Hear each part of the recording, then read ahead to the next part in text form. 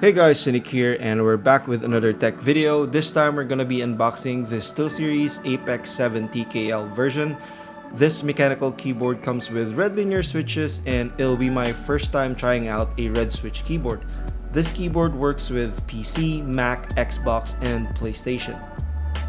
At the side of the box, we have pretty much the same information that is already available on the front. At the back, we have another image of the keyboard as well as the magnetic wrist rest, and then you also have more information and features on the other side. This keyboard also wants you to use the SteelSeries Engine app, which I'll link down on the description below. I'm not sure if it's necessary, but you can do a lot of macros and per key lighting settings on the Engine app. Now that's out of the way, let's unbox the Apex 7 TKL Mechanical Gaming Keyboard. Also, I won't be focusing on all of the features yet since I just bought this and it'll take me some time to come up with a review. I'll probably post a review video for this keyboard in a couple of weeks, so stay tuned for that.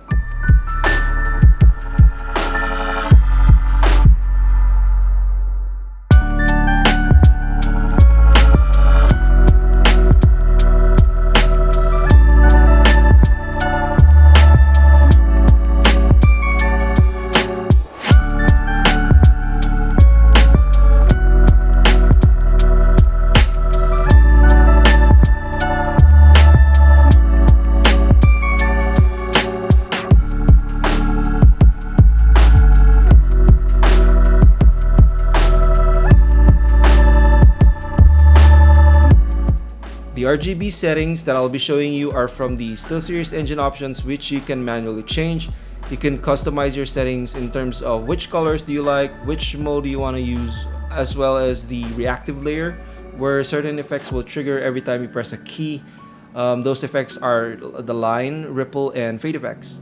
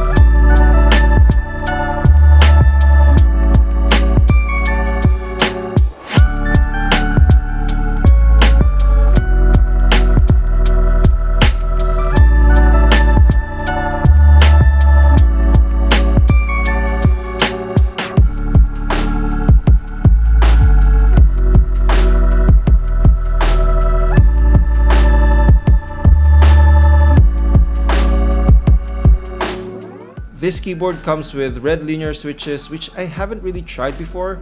I've used my old Red Dragon keyboard that has the Otemo blue switches, so it's gonna be a new experience for me. Alright, let's do the typing and sound test.